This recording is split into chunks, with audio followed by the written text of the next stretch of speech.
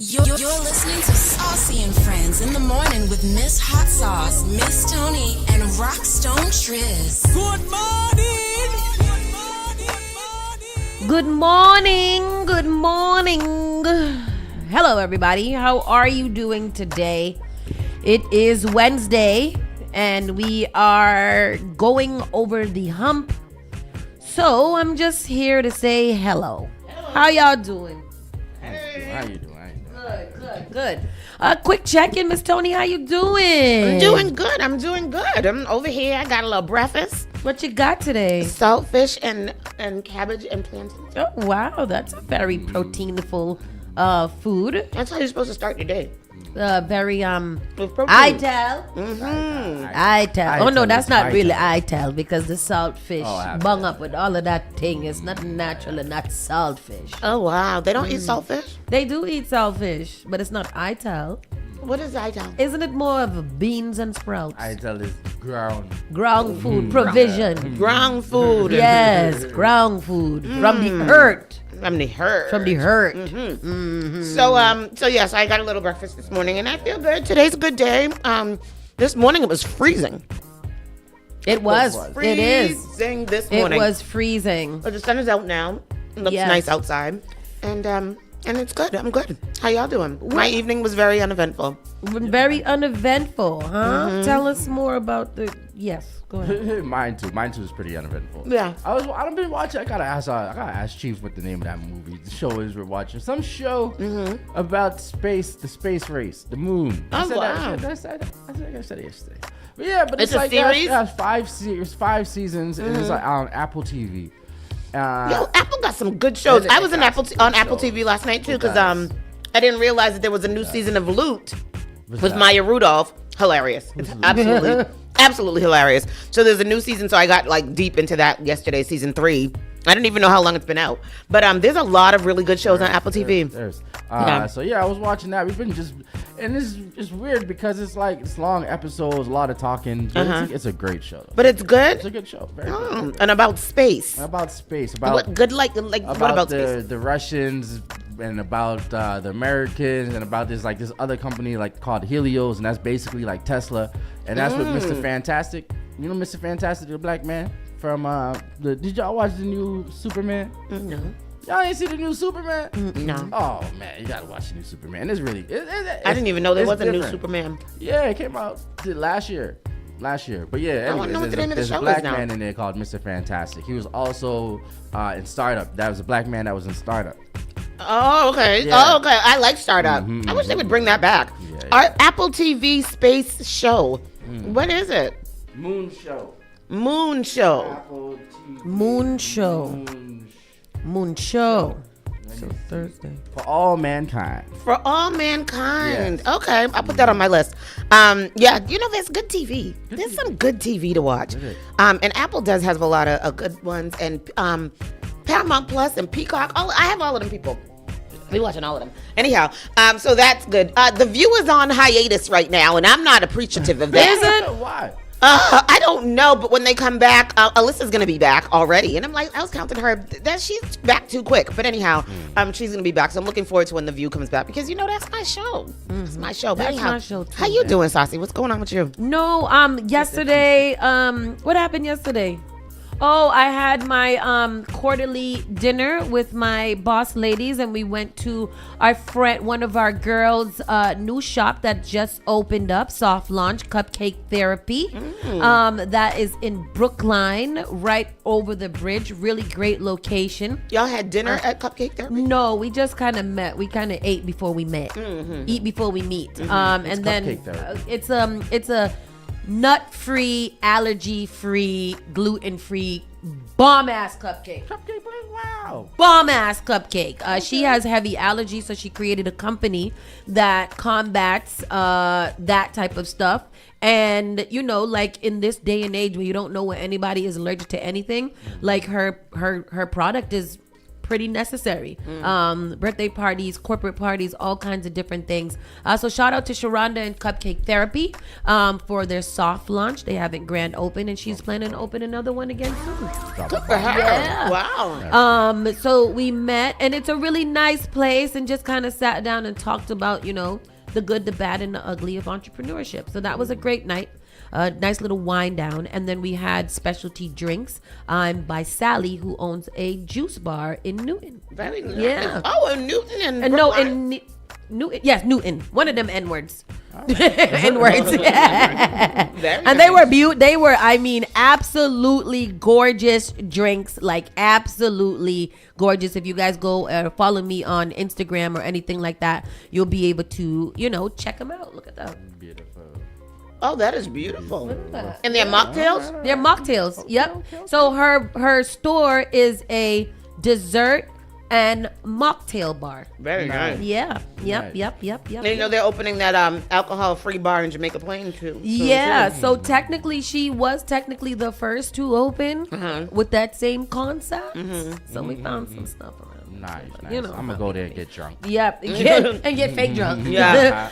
It is a placebo-ish effect though, because after drinking that, I did feel like I had a drink, not drunk, but like I felt situated. Yeah, very nice. I like that. Yeah, I like that. That's very good.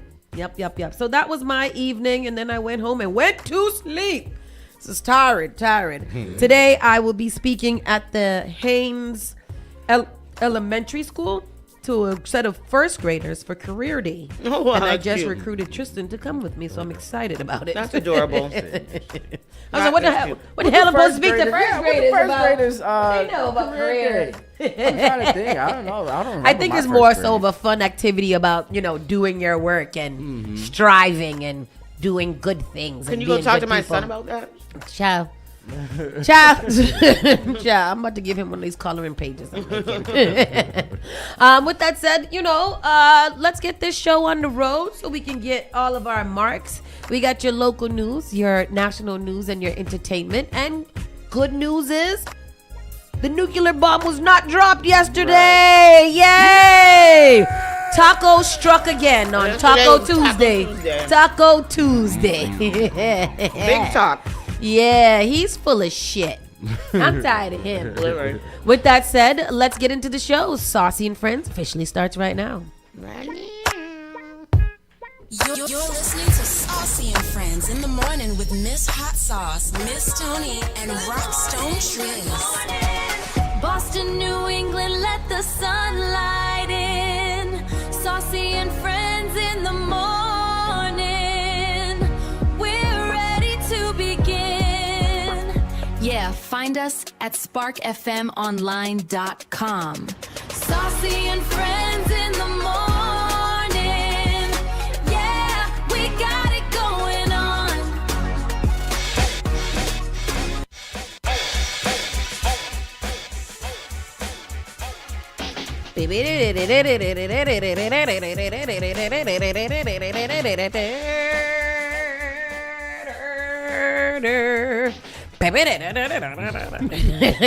Good morning, everybody, and welcome back.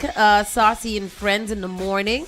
We are here for you. Today is April 8th. It is 9:44 in the a.m. And it is Wednesday. Let me tell you what the weather is saying to us today. It is currently 36 degrees. We'll reach a high of 45 and a low of 29. It does, the sunny conditions will continue all day. Wind gusts up to 10 miles per hour. It does feel rather cold outside. It's actually kind of freezing outside. It looks like the rest of the week is going to start to heat up a little bit more. Oh, God damn.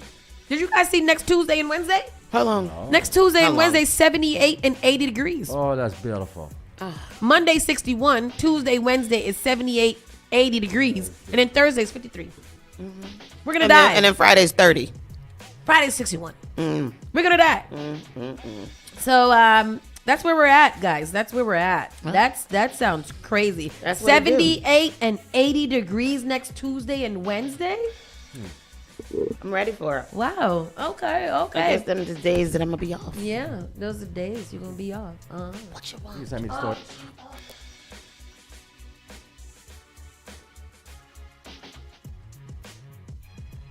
Oh, Yes. that's all not right. what was happening just now, though. But okay. You got it?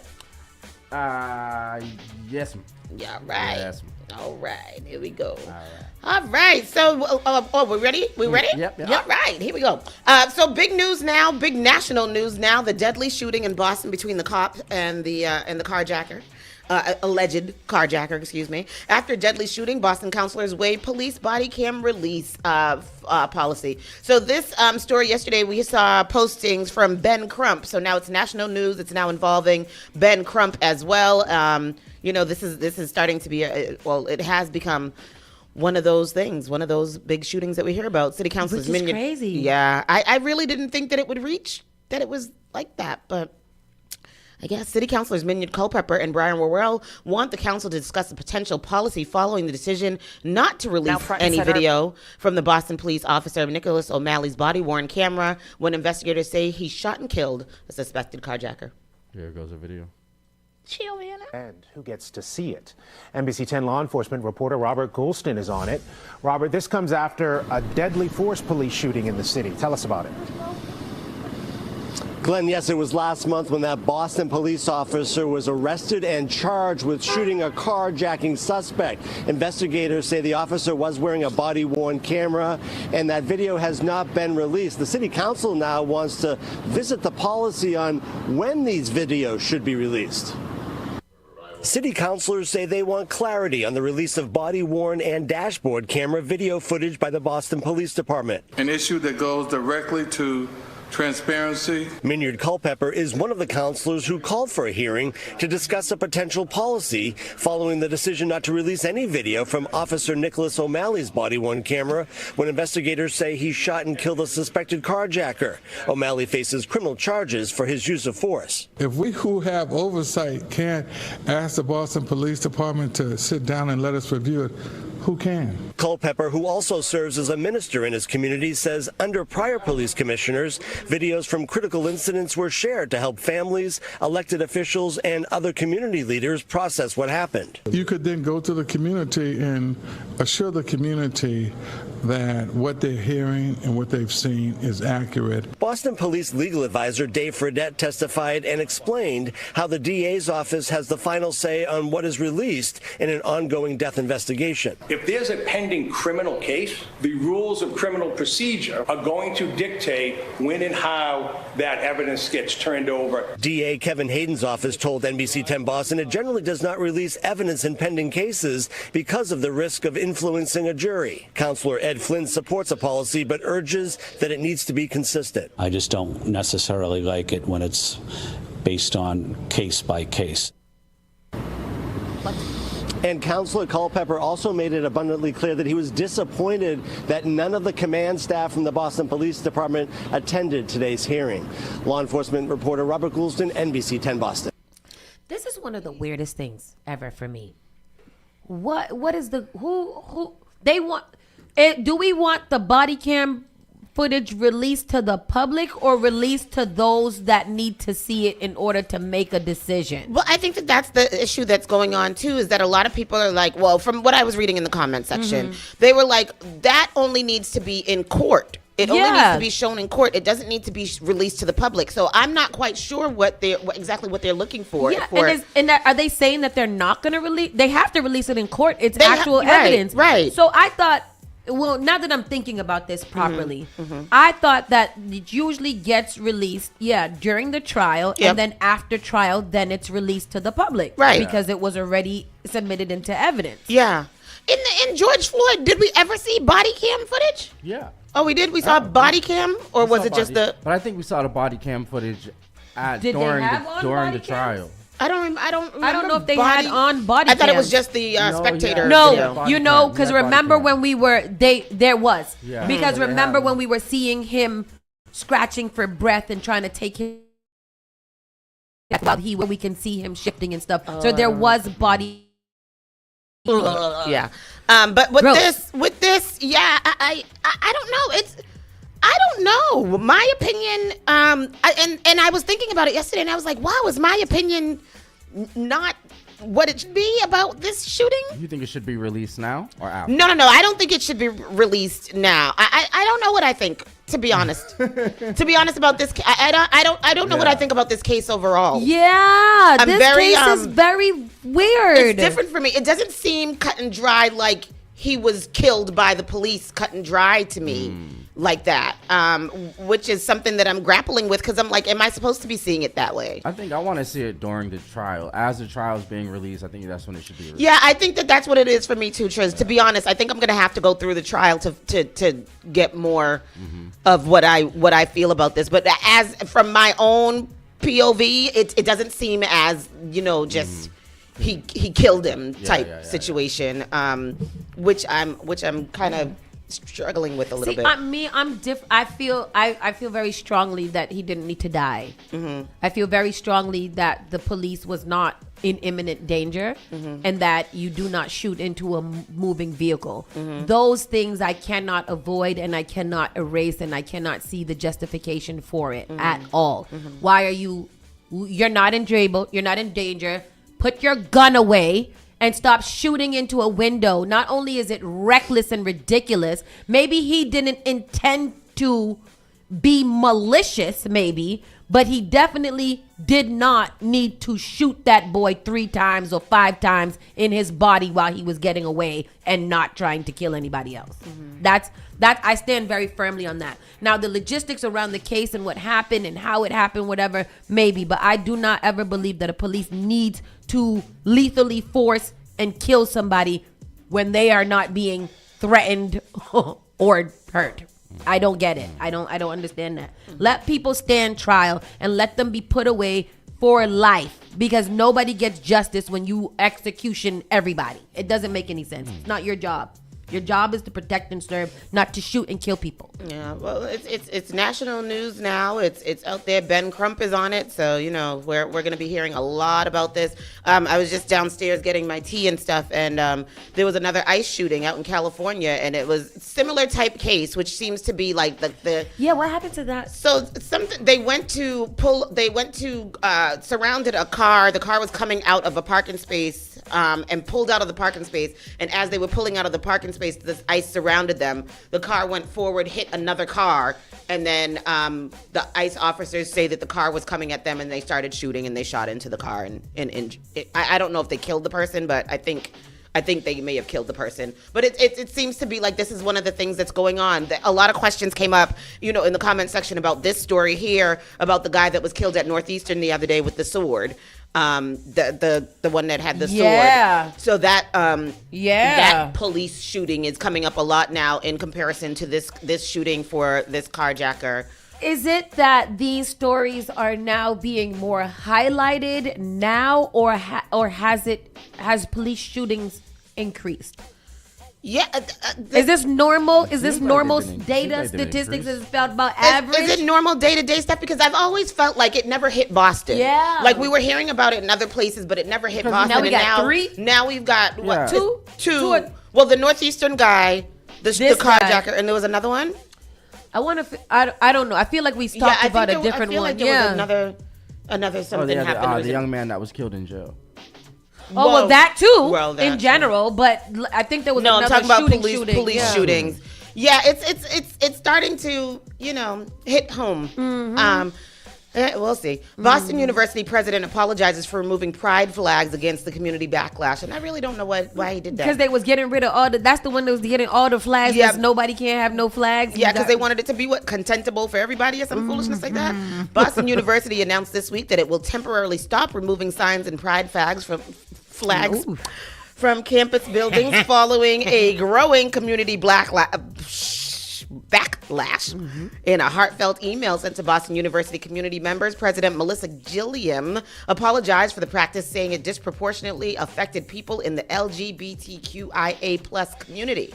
I am deeply sorry, she wrote in the email. Issues of speech can be complicated, but our institutional values are not. Let me be unequivocal. LGBTQIA+ students, when they say that and they don't include the 2S in there, is it offensive? No, I think it's plus. includes everything Oh, else. okay. Faculty and staff are an essential part of Boston University. You belong here and are needed here. You are valued and have our support. We remain committed to ensuring all members of this university feel welcome, feel respected, and can thrive. Good. Absolutely. They I shouldn't would have like took to down the thing, thrive. People and flag anyway. There's a stupid, like, we can't have nothing to relate to or nothing to be proud of. Right, Except this American ass flag that everybody's a little embarrassed about right now. Exactly. They take down the Black Lives Matter flags and everything too, the no bus lane and Not everything. the no bus lane. Don't you take down my no bus lane sign, god damn it. Boston officials face backlash after announcing an $80 train tickets for World Cup matches that used to cost $8.75. I saw that. Who the hell taking the goddamn train for $80? Why did they do that? Why did they think that? Isn't that Read it to me good so 100%? I know that what's going on. Isn't what is that? A 100%? You had to ask Donald Trump. I don't know percentages anymore. That's 18,000% That's a 90% increase. It's how much? 90% increase? Yes. Huh? Yeah. Huh? How much? 70. I don't know. Did you say 90? 80%. If it was $8.75 and it's going to $80. I only know how to do it the That's other way. about 77. That's about 70. Oh, that's 10. some 80. 100. It's 90% because it's 10%. Yes. Yes. 90. So 90, I was 90%. right. I was You right. was right. I You was win. right. Yep. And that is math with Spark FM. Yeah, 90% increase. Soccer fans are furious after transportation officials in Massachusetts announced that train tickets to the 2020 World Cup matches that usually cost less than $10 each way will set them back $80. The cost of round-trip tickets for the roughly 25-mile journey from South Station to Boston to Gillette Stadium in Foxborough. Can't talk today. For the summer tournament marks a sharp increase from the $20 fare to Patriots games and concerts and a typical $8.75 commuter. Go ahead. They got the nerve. I can't talk. Hold on, here you go. New plans ahead of the summer's World Cup matches at Gillette Stadium. The price tag has some people a little bit upset, but you know, relatively speaking, it's probably not too bad compared to what it probably will cost to park up there. Yeah, especially the options that we're going to hear about right now. The agency says commuter rail rides to the games will cost $80 round trip. Kristen Burnell joins us live in studio with more of those details. Kristen, some people like it, some people think it's too much. Yeah, Kate and Patrick, for context, a round trip commuter rail ticket from South Station to Foxborough for New England Patriots or Revolution games typically costs about $20. This summer, though, round trip tickets between South Station and Gillette Stadium, temporarily being called Boston Stadium for the World Cup, will cost $80 and be sold on the M-Ticket app. Fans will only be able to buy a train ticket if they also have a match ticket for that same day. MBTA officials say the higher fare helps cover extra service, including additional trains, and is meant to reduce traffic around the stadium. They add that the commuter rail remains cheaper than driving, with parking passes starting at $175. Many people argued that is not affordable, while some commuters say this is a good thing. The game is only 90 minutes, so I don't think that's justifiable too if you're only spending 90 minutes per game and then you're walking away with hundreds of dollars. You buy drinks, food, merch.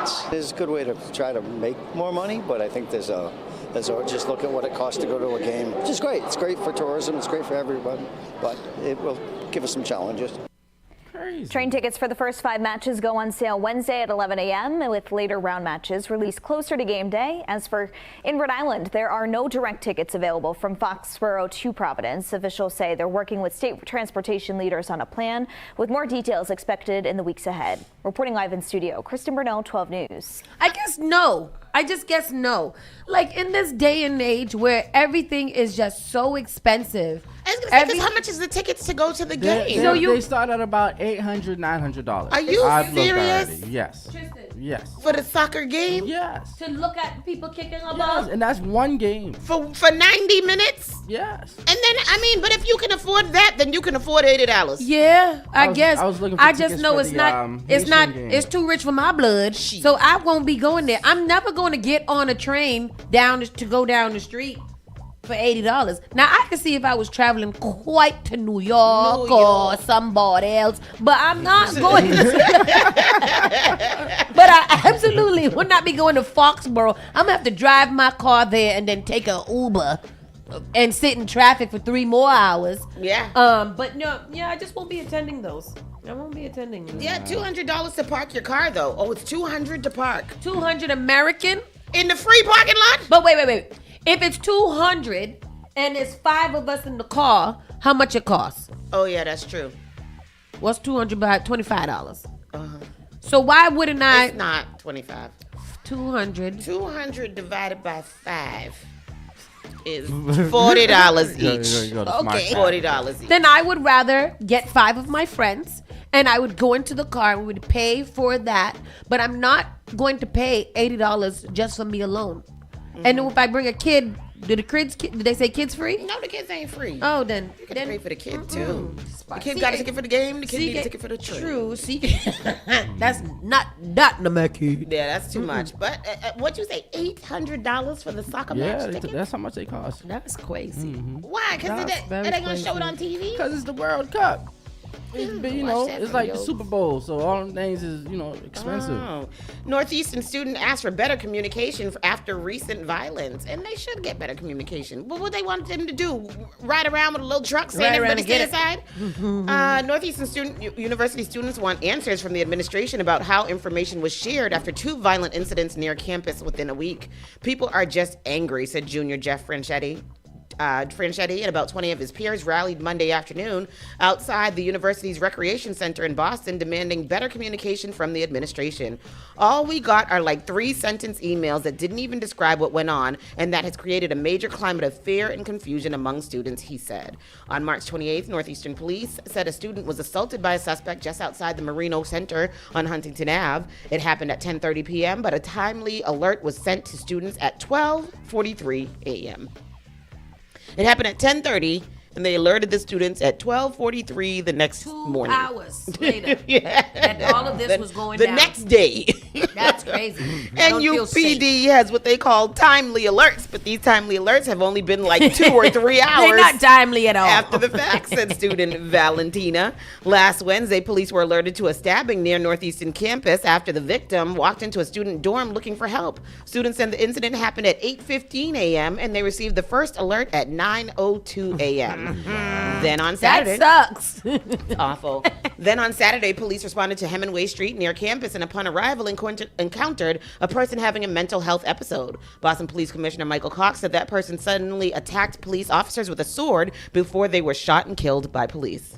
All right, here goes a clip from the news here. Now they've left us completely in the dark about a slew of violent incidents. A crowd of Northeastern students arguing their school's administration needs to work on its communication. Student channels are the only way we're really getting information, or our student newspaper, the Huntington News. Have all units go to TAC 3. There are shots fired at our scene. It comes in the wake of several violent incidents. The tip of the iceberg, Saturday, when Boston police say a person experiencing a mental health episode near campus attacked officers and EMS with a sword before they were shot and killed by police. Students say none of that information was available at the time. The NEPD has what they call like timely alerts, but these timely alerts have only been like 2 or 3 hours after the fact. And they point to a pattern. Take this incident, March 28th at 369 Huntington Ave outside the Marino Center. Northeastern police say a student was assaulted by a suspect at 10:30 p.m. A timely warning went out at 12:43 in the morning. On April 1st, it was a stabbing near Huntington Ave and Gainsborough Street, where the victim walked into a university building. That incident happened at 8:15 in the morning. The first alert went out to students at 9:02. And April 4th, the sword incident at Hemingway Street. It happened at 10:45 in the morning, and students were first alerted just before noon. For the stabbings, they were called aggravated assaults, and that doesn't give us enough information. Northeastern released a statement saying it's important to note that the events of the past week have all taken place off campus. Although we realize that the close proximity to campus is concerning, we're increasing patrols on all sides of the campus and will continue to keep the Northeastern community informed when incidents occur. District 4, and then we go to reports. We dug into Boston police data for the Northeastern neighborhood and found crime has risen in the last 2 weeks, but fallen year over year. But students say that's not the point. I know it's a city, and stuff happens, but we're on campus, and this is near our dorms and our houses. Now, according to Northeastern Global Is that our friend? Who does light look like? I don't know. No. Yeah, I agree with the students. It's way too unsafe out here for y'all. It's text messages is very easy to do. Yeah. And if you're alerting people by that, just put it in the system when it needs to go in the system Right and away. get it right away. Yeah. Like, breaking news. Right. There is an active shooter on campus. Like, Alert. why are you Active telling? stabber. Yeah. Like, come on. Come Yeah. on. Yeah, that's not fair, and that's scary for these kids because these kids, they're away from home. They're especially freshmen. Yeah. They're away from their parents for the first time. These things are scary. They're in the city. Poor Northeast, and that's a bad place. Down that area, right? It's a rough area. Yeah, it's rough over there. Yeah. Anyhow, Massachusetts lawmakers vote on social media ban.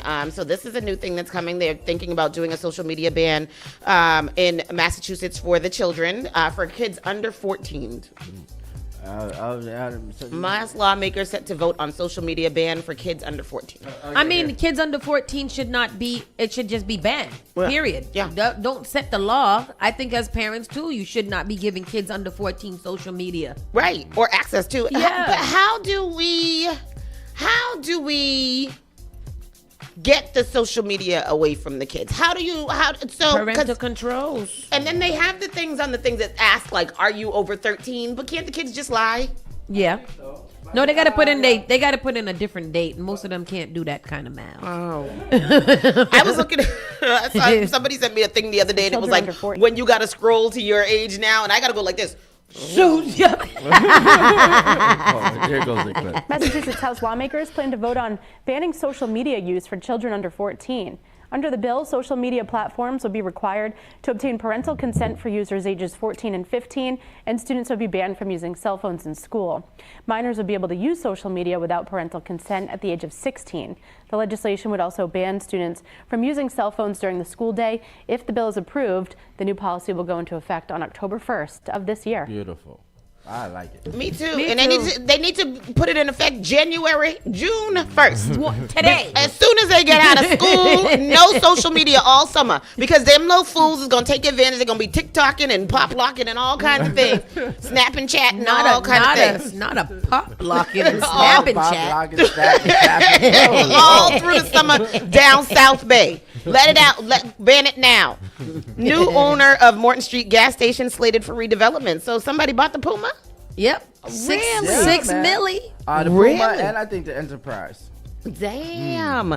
A gas station at Morton Street that is slated to house a 5-story residential building has been sold for $6 million, according to public records. The Puma Express service station at 841 Morton Street, near its intersection with Norfolk Street, was purchased last month by a limited liability corporation controlled by Ghassan Audi of Westwood, who bought the site from Akmal Mawed of Mawed Properties LLC. Audi, who also operates numerous gas stations in the greater Boston area, did not respond to a reporter inquiry about his plan for the property, keep the gas station operation, or move forward with the permitted development. Audi. I wonder if he owned an Audi dealer. Is Audi his real life? I don't know. The Boston Planning Department's board approved a project advanced by Moed in January 2026 that includes a 52-unit mixed-use residential building, according to the Secretary of State. That big? Yeah. Is that Enterprise too, you said? Yeah. Oh, and the Enterprise too, yeah. With the Enterprise, it's a nice here.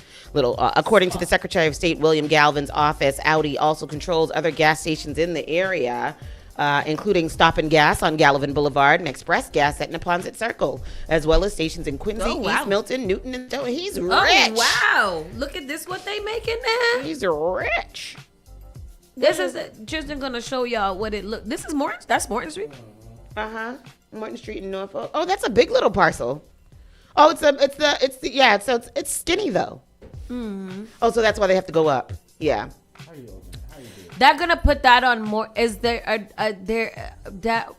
What? I guess there's already a new building that they built right across the street from that. Yeah. And then there's the big one right there by the commuter rail. Boston situation. just looks so different. Hi, good morning, Luz. How are you? Hola, Luz. Boston it's gonna look just so. Boston's so different looking. Yeah. When this gets here, it's gonna be very foreign over there. It's gonna be very. I mean. It looked like what it looked like on this part of Morton Street too, right over here. Are they doing this? Is this going through this building that they're building here? Garage, the parking lot. I don't know. Yeah. I haven't seen. This is going to be across the street from Walgreens. That corner. This is freaking huge. Yeah, it is. How many units is supposed to be? 52. And parking and commercial space? Well, they didn't say that. Okay. But they're making buildings without parking these days. But I think in that area they have to have some parking. I don't know because it's right next to the commuter rail right there. So they probably are not going to do parking. Underground parking. Underground. I like that. Yeah, underground parking. Yep. Let's say 15 dock blue bike station under docking zone. Mm-hmm. All right. Oh wow. Well, good for them, Yeah. All right. The zoning board rejects Times Squareification of the pedestrian sky bridge in the Back Bay. What that mean? I know. What does that mean? The zoning board of appeal today rejected proposal by the owner of Copley Place to cover the bridge, cover the glass panels on the sky bridge to the Prue with 8-foot tall decal advertisements. The Simon Property Group proposed the new ads, which would be decals without any lighting or electronic elements, as a way to help return foot traffic to commercial districts still recovering from the impact of the pandemic. What is down there now? Y'all done closed Neiman Marcus. You done closed Saks Fifth Avenue. What people going down to Copley for? What is down there? Have you been there? I've been inside the new mall. I mean, because it did the mall. They took, they got rid of the waterfall and all that stuff inside Copley. Oh, they did? On the old side, the movie theater side, they got rid of the water. So what is over there? You got a whole bunch of expensive ass stores. Coach is still down there. A couple of other, but it's still. Oh, is Tiffany still there? Tiffany's still there. I need to go get my bracelet cleaned. I gotta go get my jewelry cleaned. Simon attorney Jeff Drago said the decals would not be a crash-causing distraction to motorists, and so would not jeopardize the pedestrians or bicyclists with whom they share the large intersection, because the area has numerous traffic signals, so nobody is going at a high rate of speed. He added Simon hired an expert to look at possible glare, which found that the decals would not beam dangerous sun rays at the motorists, and he said Back Bay is already full of large ads, if not on other pedestrian bridges. Yeah, what the hell is wrong with that? I don't want all of that. It looks advertisement. I feel like down there in the theater district, I feel like that's what it looks like already. It does. You're right, but they're not. They're digital. They move. Yeah, and these aren't even digital. They're just posters. Yeah, I mean it's a bridge. It's for marketing. The zoning people said no. Wow. Is it distracting? They thought that it would be, but they're saying that it. But I don't like that about Boston because of the fact that it ain't distracting when we go to New York. Right. So why would it be distracting here? We ain't bright enough to not be distracted by a poster? I don't know. But whatever, they can do whatever they want. They're gonna do whatever they want anyways. I ain't got no say. This is the thing. People's gonna do what they want to do. I got no say whenever they in want anything to that anyway. happens here. And then Boston teens build community at the 2026 Mayor's Youth Summit. And when was that? Did we miss that? I think so, yeah. We did miss it. How did I miss it? On February 21st, this article must be old. So anyways, that happened on February 21st, and they did a thing, and it was really nice. It was at the Artists for Humanity Epicenter and in South Boston, engaging with city officials and community members at the 3rd Annual Mayor's Youth Summit. The event was filled with games and activities, refreshments, with youth performances, networking opportunities, and a speech from Mayor Wu, and that is nice. Remember that summer jobs are now open as well, so get your kids out there. Anybody 14 plus can apply for jobs. And that's the local news. All right. Not bad at all. Not bad at all. With that said, let us take a quick break and we'll be right back and pause for the cause. See you in a second. Bye. You're listening to Saucy and Friends in the morning with Miss Hot Sauce, Miss Tony, and Rockstone Triz. Igniting the airwaves, Spark FM. Looking for bold flavor and good vibes? Come to Finn's Fusion, right at 1191 Blue Hill Avenue. We're bringing you the best of Caribbean cuisine with a touch of African flavors. From savory breakfast sandwiches to mouth-watering small bites, the famous steak and cheese on cocoa bread, and daily $6 lunch specials. Stop by, grab a plate, and taste the fusion everyone's talking about. That's Finn's Fusion, 1191 Blue Hill Avenue. where flavor meets culture.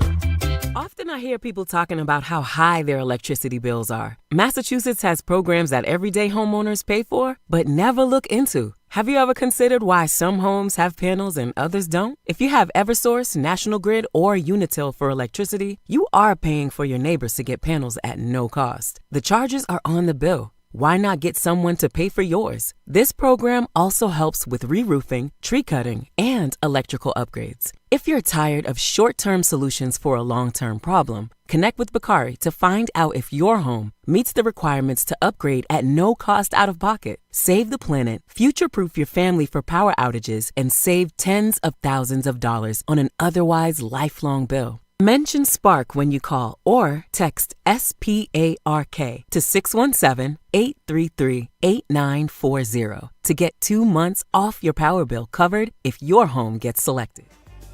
New England's spring and summer celebrations are amongst us. From proms, graduations, weddings, birthdays, cookouts, festivals, baby showers, and more. But let's be honest, nothing ruins an event faster than a bad DJ or a boring atmosphere. That's where Spark FM DJs and MCs come to save the day. Our professionally skilled, versatile team of entertainers specialize in curating unique, unforgettable experiences for all occasions. Private parties, corporate events, school celebrations, kid-friendly events, community festivals, and multi-genre music experiences for every crowd. Whether you need hosting, crowd engagement, or the perfect soundtrack, our DJs will keep you entertained start to finish. Book your Spark DJ today. Visit sparkfmonline.com. Submit an event inquiry form, and our team will contact you to customize the perfect package for your event. Spark FM Online. Sparking the soundtrack to your celebration.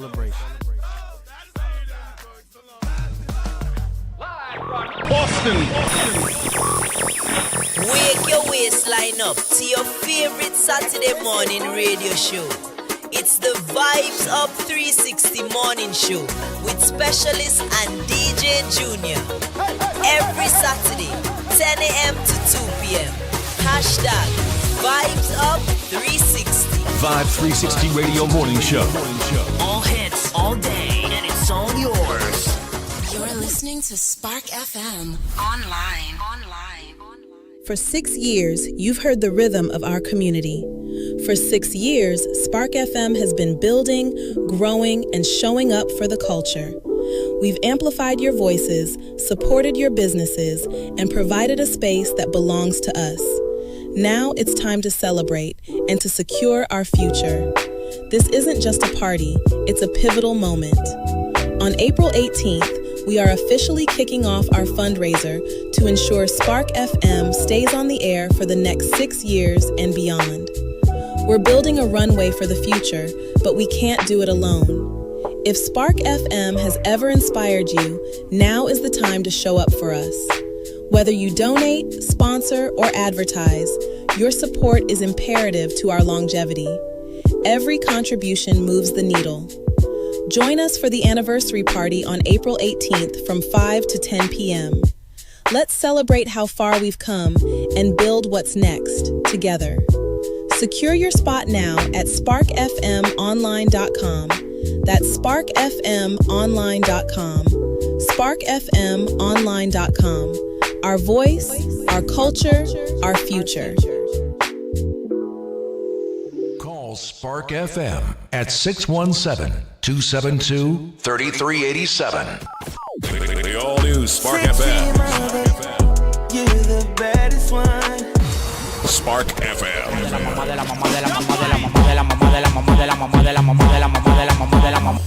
You are now listening to Spark FM.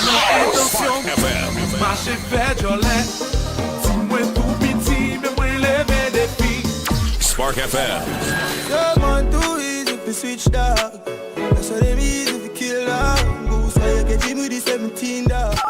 Spark FM. Oh, yes, you kindly. Miss Jolie, know your mango sweet, so Jolie, know your mango. New England's #1 urban Caribbean music. Radio. Spark FM.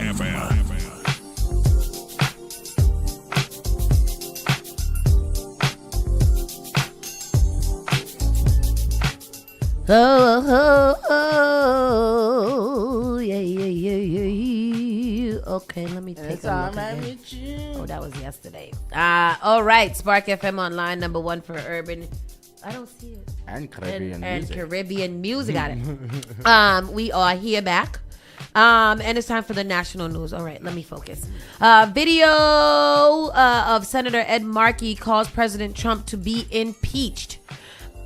Yes, I'm at this point very concerned with why more of Congress is not calling for Trump to be impeached. As far as I'm concerned, this war was never even approved by Congress at all. This is not a random strike.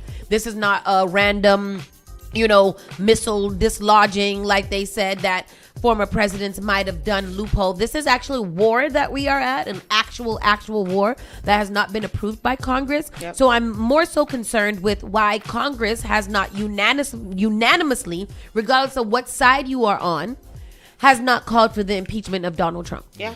I'm actually concerned about why the sentiment is not even a thing. Well, because they're on vacation, aren't they? I don't know if they still are. I don't know. They probably still are. But even if they were, we've seen that Congress is not doing their job at all whatsoever. It's Republican Congress. None of them. Well, Democrats can't do nothing. Right. Well, yeah. I don't understand. I just don't understand. Everybody should be calling. Every single Democratic congressional member should be calling for the impeachment. Even if they're doing it behind closed door, there should be a formal letter that is going out from everybody. And then the 5 Republicans that are against this, at least against the Epstein files. I think they might be okay with the war, but the Epstein files is where they draw the line, which we haven't talked about at all because I guess kids and victims of sexual crime and trafficking and international trafficking don't matter. So that's where we're at as a society. Here goes the clip. Go ahead. Happens. Iranians living in Massachusetts are hoping for a peaceful change in that regime. But as WBZ's Louisa Moeller reports tonight, one local lawmaker is calling for a change at the top of our government. This was a month ago. Local Iranians draped in Iranian, U.S. and Israeli flags and hopeful for real change in their native country. Do you feel just as optimistic now? This is the Ed Markey one? Personally, yes, I feel optimistic. We sat down with Saeed Gholami, a local doctor who donned his bullhorn in the first days of the war. He says Iranians want the U.S. to keep bombing the regime. If you're a father and you have no food for your children, and it has gotten worse in the last 10 years, what do you think is going to happen for the next 10 years? You would rather die. Despite President Trump's shifting rhetoric and threats to strike infrastructure like power plants and bridges. It went from help is coming in January to now a whole civilization will die.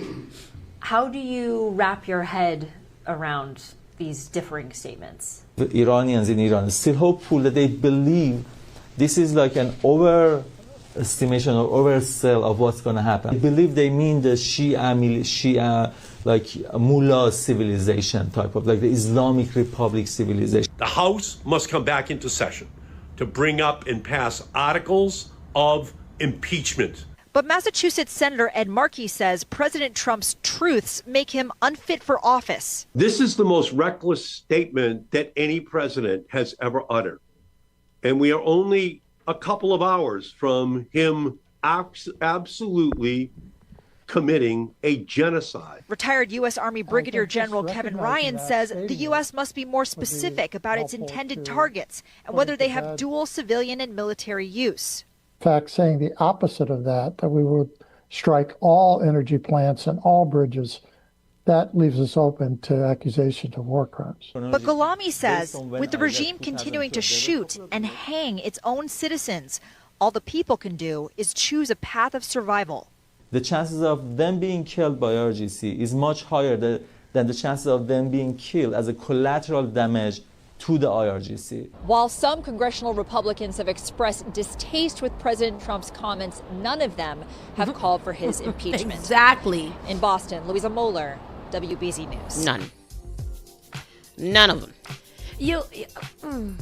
What we doing here, guys? Like, do you guys stop throughout the day and just be like, I wonder what's going on? Like, what's happening? Yesterday, all day, I was really concerned. Like, are we gonna nuke everybody? Like, yeah, like is today the last day? So I was thinking about like, a very concern. Imagine being them. Imagine I being know. those people out Those there people, and you're hearing that. There's been a lot of news clippings of them, the women and children, forming like actual blockades around the bridge, the infrastructure of Iran, where they was planning to bomb. So the women in Paleta went out there and really like they circled the whole entire plant. Because if you're gonna bomb them, you need to understand that you are bombing women and children too. Which is crazy because they've already bombed women and children. They've killed 170 children. Little girls. I didn't realize that they bombed that place, that school 3 times. Oh, they bombed it 3 times? Yeah. 3 times they bombed it. They were what do you mean they bombed it 3 times and why? Remember, it was a bad target because it was a target from 10 years ago. Logistically, it was not a cleared target for them to bomb. So they bombed it once and then went back and bombed it a second time and then went bombed it a 3rd time. I don't know why they bombed it 3 times, Tony, but they did. It was a school of children, of little girl children, I thought. So, so this is the human wall that they formed. Because if they gonna die, they was like, well, People seen forming human chains across several Iranian cities, gathering on bridges and around power plants as U.S. strikes on Iran intensified. And people are so weird. Like, I was watching a Fox News clip about this same thing, and they were like, this is so disgusting that they would put their women and children in there to be slaughtered and stuff like that. Well, why are you slaughtering them? Then why are you doing it? Why are you slaughtering them? Yeah. They wouldn't have to do it if you wasn't slaughtering them. That's so sad. It's beautiful, but it's It sad. is beautiful.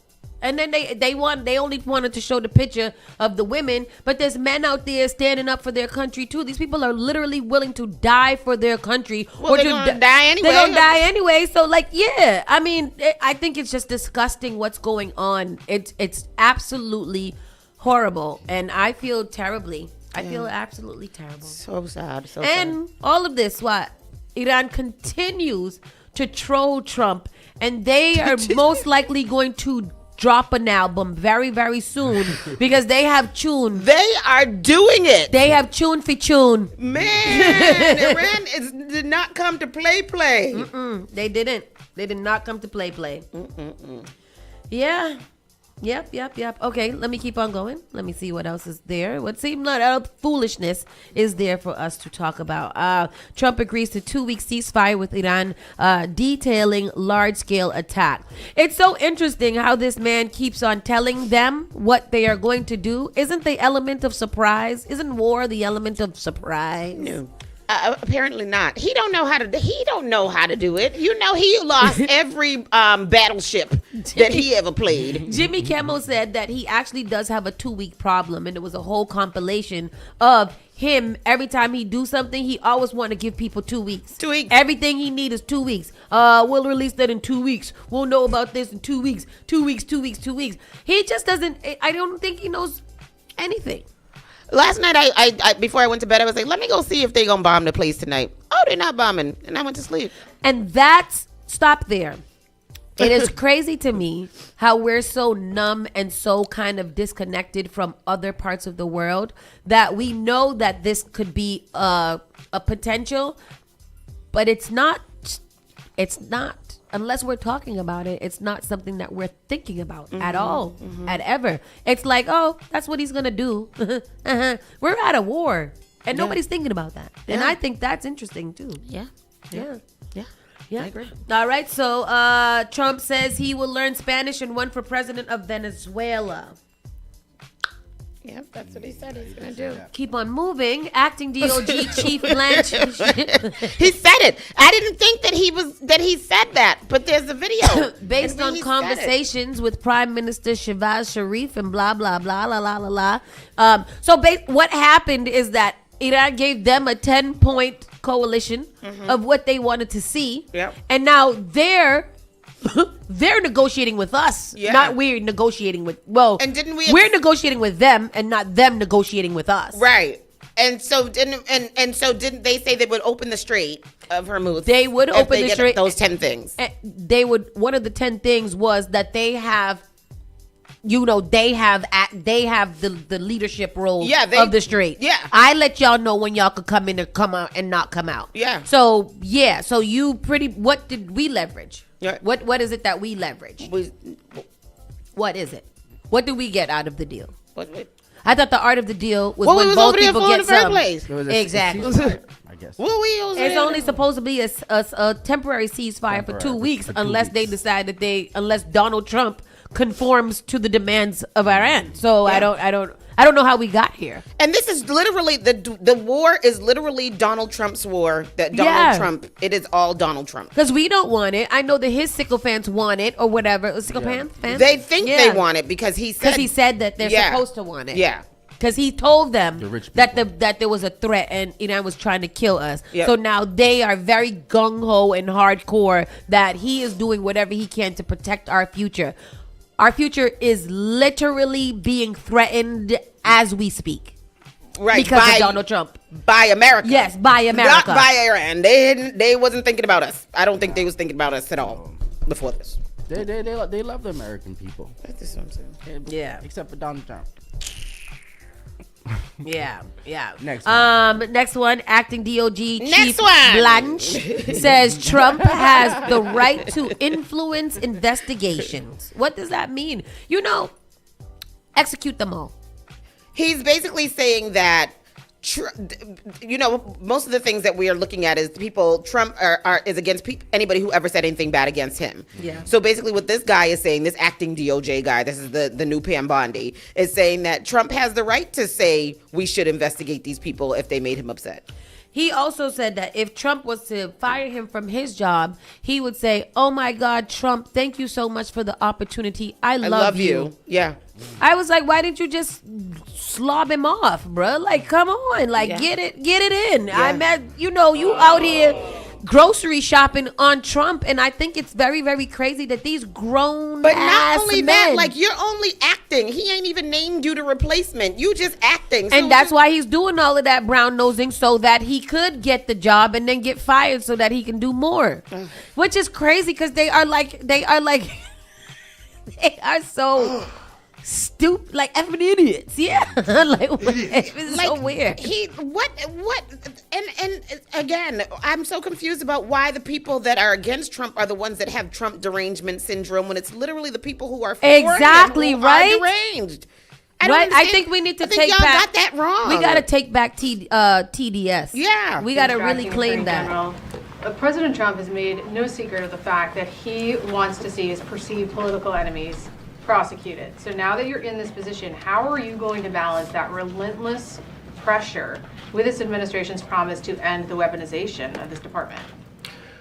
Well, look, first of all, we have thousands of ongoing investigations and prosecutions going on in this country right now. And it is true that some of them involve men, women, and entities that the president in the past has had issues with and that believe should be investigated. That is his right, and indeed it is his duty to do that, meaning to lead this country. And so I do not view this as pressure.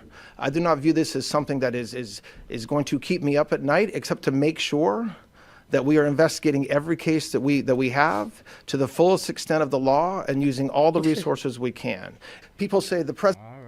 The Juiceaholic says the Republican Party has a humiliation fetish, and that's why they act the way they act around Trump. It seems right? That's very accurate. Yeah, very accurate. Wow. That's freaky for real. Yeah, that's cool. Freaky. Acting AG says nobody was any idea why Pam Bondi was fired except for Trump. Yeah. Okay. She should be executed. Men. They are calling for her disbarment. Oh, good. Yep, a lot of people are calling for her to be disbarred. And then after she's disbarred, can she get put up against charges, contempt of court, Congress, something? Because she never released the files. They said she'd committed several acts of violence while heading the DOJ.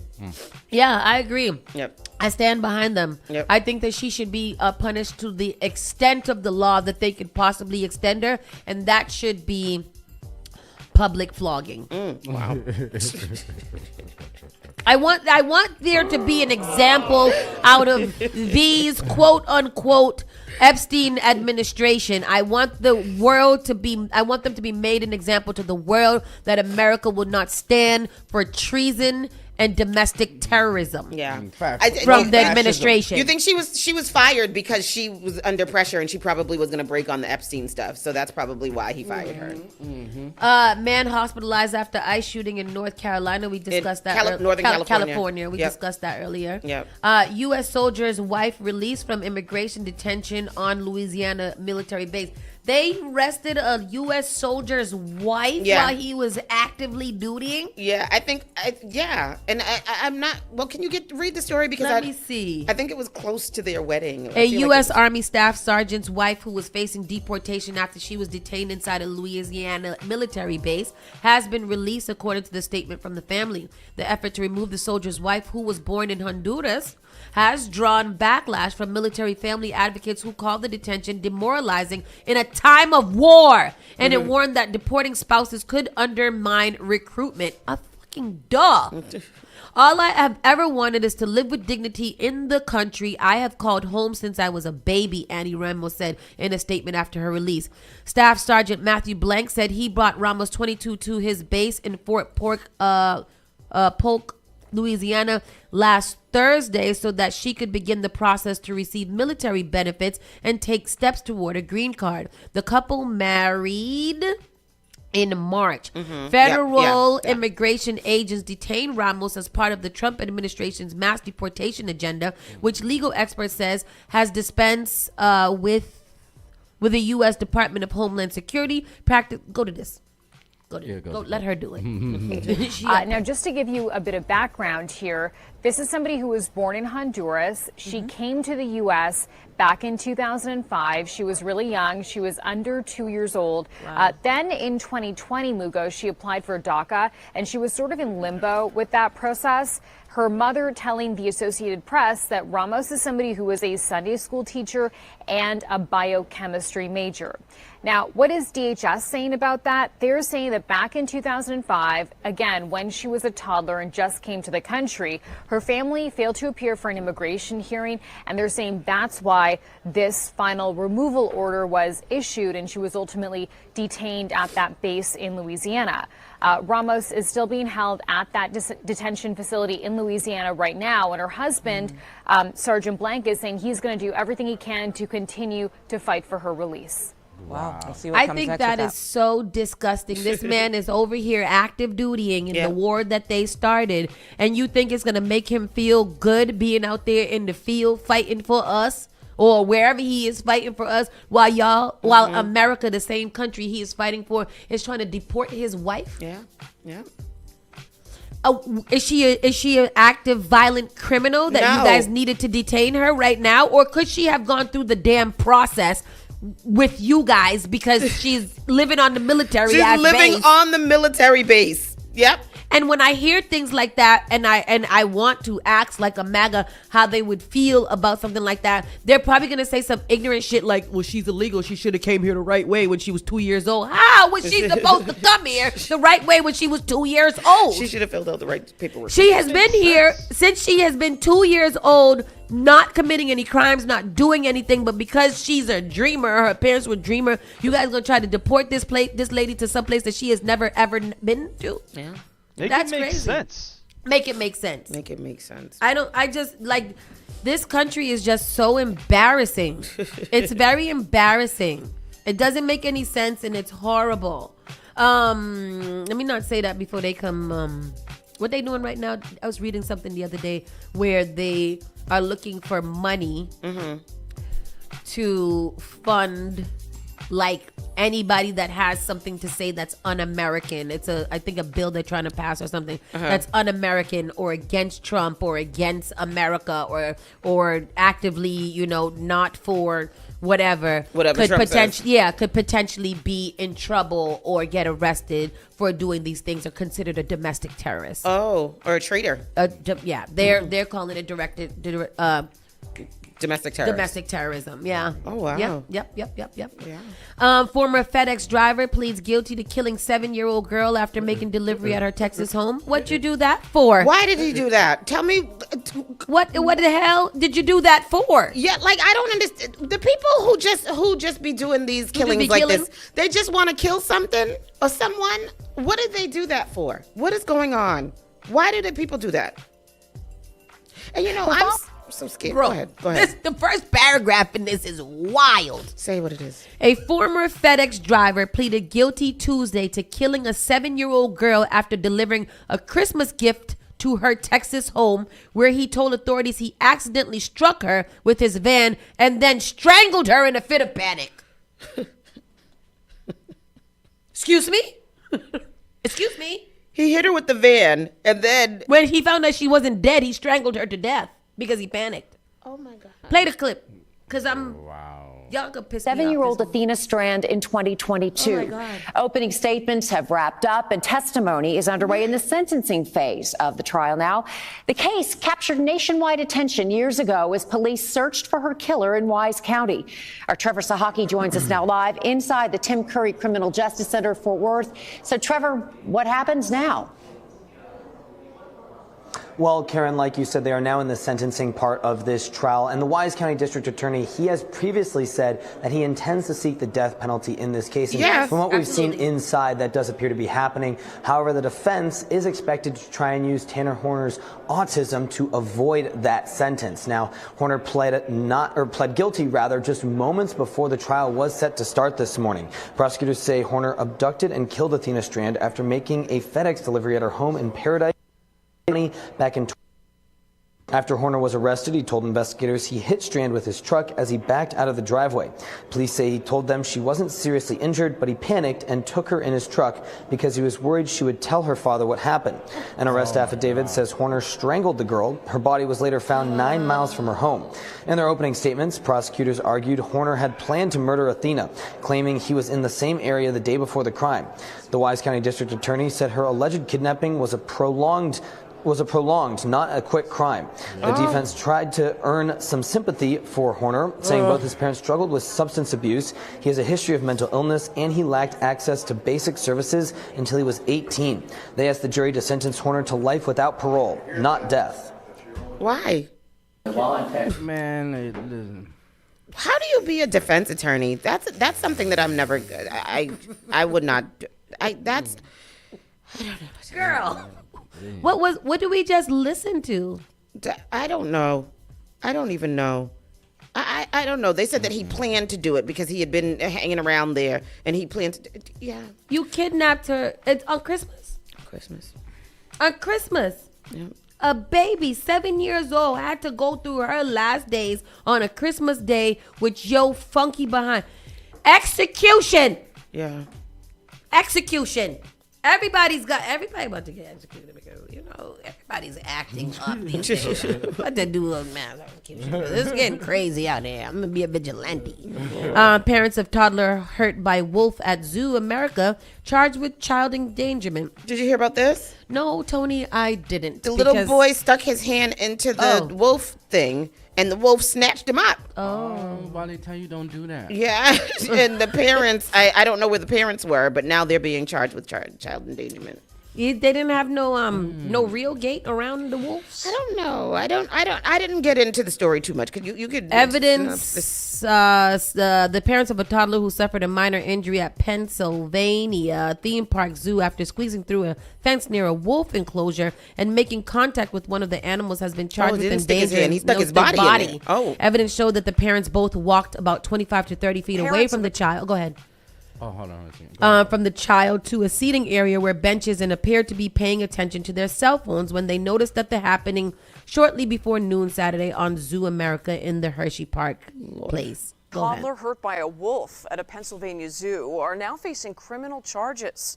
Police say the 17-month-old boy was left 17 months. unsupervised when he slipped through a perimeter fence at Zoo America in Hershey, Pennsylvania. The child wound up in a restricted area and stuck his hand into an animal enclosure.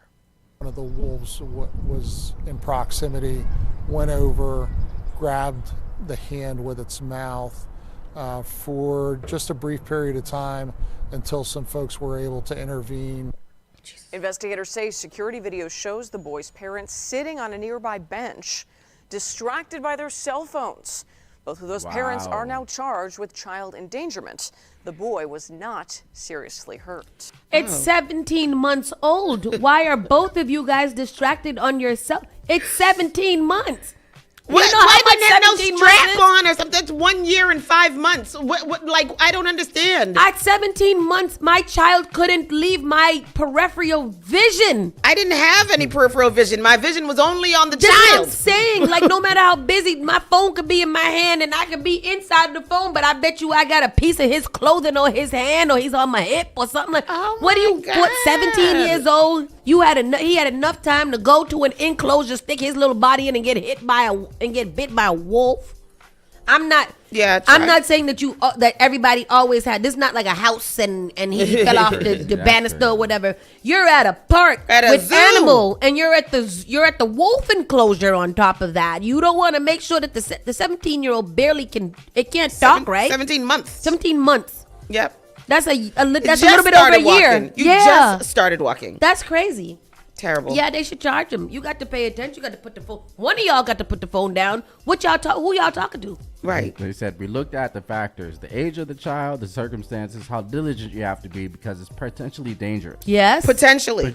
Yes. Yes. And I think they made the right call because usually we're like, babies, they be getting away. No. This is both of y'all. This is still an infant. Yeah, this is a baby. Yeah. At a public place that time. Not even a zoo. At a public place. Right. It should have been on the bench with you, sitting down, looking at your phone, asking you if you would pay game. And the wolf might have not heard it. If it's walking, if the child is walking at that age, you're supposed to have it in a strap or something like that. You don't just let charge them. Yes, but then what happens to the baby? He gonna end up in foster care? No, they probably just do a little charge him and you got to pay attention to your child, and that's Okay. why you got a 51A now on your record. Yeah. On your records. Mm-hmm.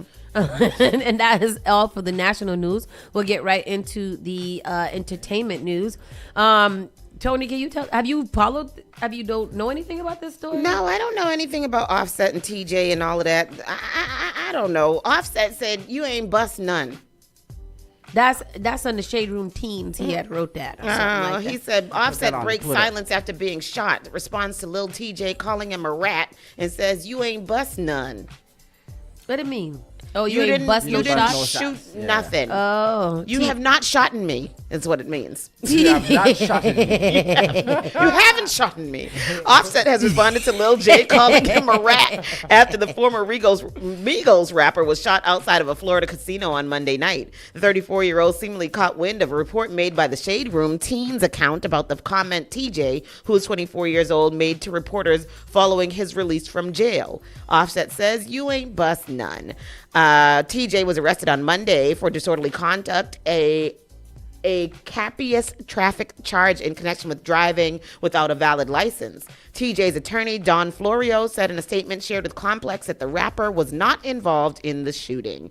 The last thing I see was Offset looking at me like this. Yo, that and shot me, TJ told reporters following his release. And is a rat. And I didn't do no damn fighting. Did I shoot?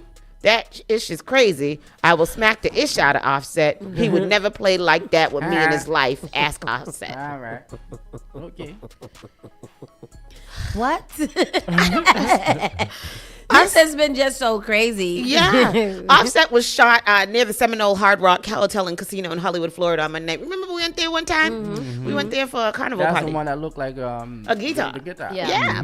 In a statement shared with Complex, a spokesperson connected to the 34-year-old rapper shared, we can confirm Offset was shot and is currently at the hospital receiving medical care and smoking cigarettes in his hospital gown. He is stable and being closely monitored. According to the probable cause affidavit reviewed by TMZ, cops claim that around 7:22 p.m. on Monday, TJ directed members of his party to start a fight with another group of males at the Hard Rock. Police say that during the altercation, one of TJ's associates pulled a gun and fired, injuring Offset. And that's what happened. Apparently, Offset owes TJ $10,000. Wow, For what? that's mine. Just $10,000. $10,000. Oh, from a bet or something like that, right? No. A sports That bet? he owes Ebro $8,000 from a bet. But he owes, or $5,000 from a bet. He owes Lil TJ $10,000, and there was text messages between them discussing 8 of the $10,000, and that's why he was shot. Wow. I don't know. This is what I'm seeing. No, This is what I'm reading. That's not fact. I mean, thank you for that. Why summation. Offset owe so many people money? Because Offset don't have none. Because Cardi put the Bad Bobby addresses Bad Baby addresses rumors she's lying about having cancer. I don't want to talk about this little white girl. I mean, the amount of cares I don't give is just it's surprising to me how much I can't care about someone. But why would somebody lie about having cancer? You know, there are. Try to get some more money. Y'all know people that lied about having kids. No, and that's the thing. Like that's what I'm agreeing with you with. Like, why would you lie about cancer? Yeah. Like, unless you are trying to fraud the insurance company or something like that. But to your friends and family, you got to be really sick in the head. Like, the sickness in your head has to be real, real sick. And then I also want to say, if somebody accuses you of lying about your cancer and you know that you have the cancer, do not address that. Leave them people in where they are and Leave let those them people think, in hell. Yeah, and let them think what they think, because that's madness for anybody to accuse you of faking cancer. Yeah, So, it is. anyhow, It is madness. Go on now. Oh, damn it! I was supposed to do This those next things. story is crazy. No. T.I.'s son Damani visits 50 Cent's mother's gravesite in a video, escalating the feud. Can I ask you a question? Is this the clap back now to go visit somebody's mother's grave? This is the clap back? I don't have anything to say. Is that the trend? What the hell is that? It's corny. I don't like it. Flowers there. He put flowers on the grave? Oh, that's nice. Oh, that was nice. Damani has escalated his feuds with 50 Cent, releasing the visual to his diss track Firebug. On Monday, the 25-year-old rapper released a music video showing him placing flowers on the grave of 50 Cent's mother, Sabrina Jackson. The video also shows a house caught on fire, which Damani referenced the way Sabrina tragically died when the Queen's rapper was just a child. Oh boy. Blavity reported that Damani's released his first diss track, Miss Jackson, in late February in response to the G-Unit's creator's feud with his father, T.I., and the memes he shared about his mother, Tamika Tiny Harris. I want to have a one-on-one convo about the man you sacrificed your life for so the world could see his talent. He's a legend now. I guess it worked out, but I need some answers. Are you happy with the way he has been holding your family name? Damani also criticized 50 Cent's success and threatened to reunite him with his mother. He used to be something. We thought it was a joke, but now we see it's something awful in him. I offer him a chance to reunite with you, and I'll do it. Nothing left to do, so I just send him to you, Miss Jackson, he rapped. Damani also called 50 Cent a firebug, which he alluded to the Candy Shop musician's alleged involvement in the house with his ex-girlfriend and the mother of his firstborn son, Marquise, who were still inside of the home. Out of the feud, I don't want to get into this. I think that this So wait, Damani is, I thought, where did Damani come from? I thought it was King that was carrying this torch. It was both, all of them. They all, even down to the little girl, Charity. She wrote a diss track too. Oh wow! But this is escalated to a point where you guys are trying to trigger each other so bad that somebody acts in violence. And this was 50 Cent's an asshole, whatever. But when you take it to these types of steps, and when you do these types of things, I feel like you're crossing a different line. Yeah, it's gone too far. Yeah, it doesn't. Ti needs to reel it in. Yeah. Like as men, you and 50 go at it, and y'all maybe need to have a sit down and talk or a shootout or whatever. But the kids have to know the kid's place. Yeah. This is not your. This is. He posted a picture of your mom. Yeah. A picture of her. A picture of her. A picture of her. Yeah. Now you're at his mother's grave funeral making a music video. Like, some things have to be held to a higher standard. They have to. And for T.I. to be a upstanding, well, I don't know, just to be a gentleman. From what I don't know what the fuck I'm saying. Forget it. Don't listen to me. I don't know what I'm saying. It's ridiculous. Period. That's one. terrible. Next one.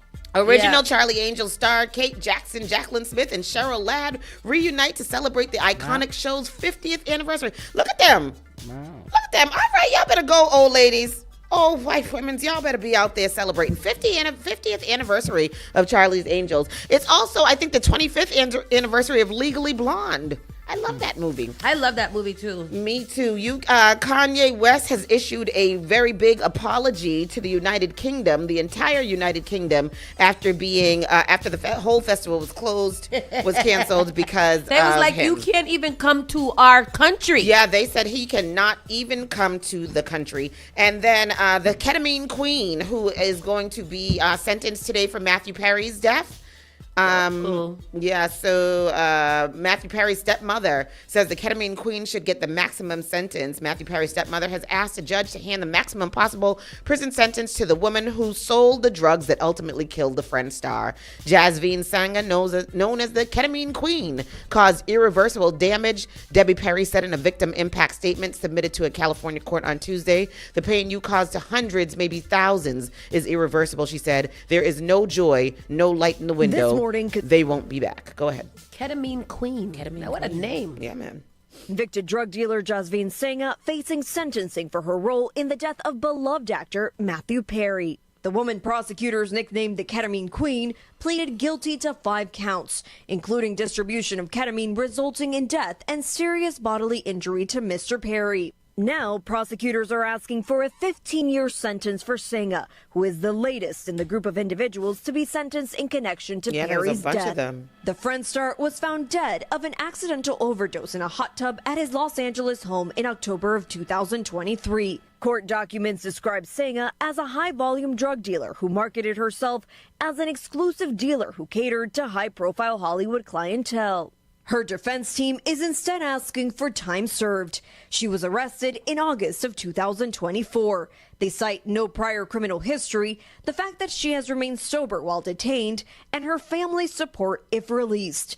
They have also disputed the prosecution's portrayal of her criminal business, writing, she describes obtaining ketamine from an upstream source and reselling it, not directing a team beneath her. But prosecutors say Sangha knew her ketamine had caused the death of another man in 2020 and continued to sell drugs even after Perry's death, writing, in 2023, defendant learned she sold the drugs that caused Mr. Perry's death, and her reaction was the same. She didn't care and kept selling.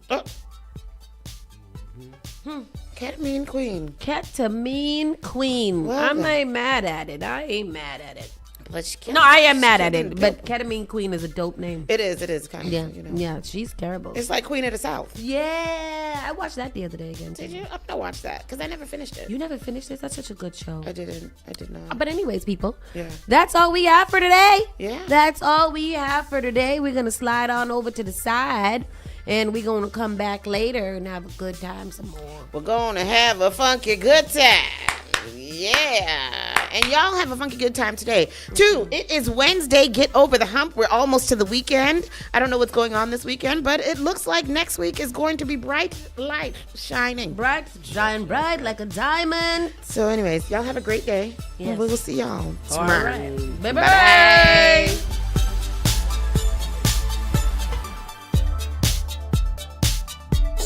FM. We play your music your way all day, every day.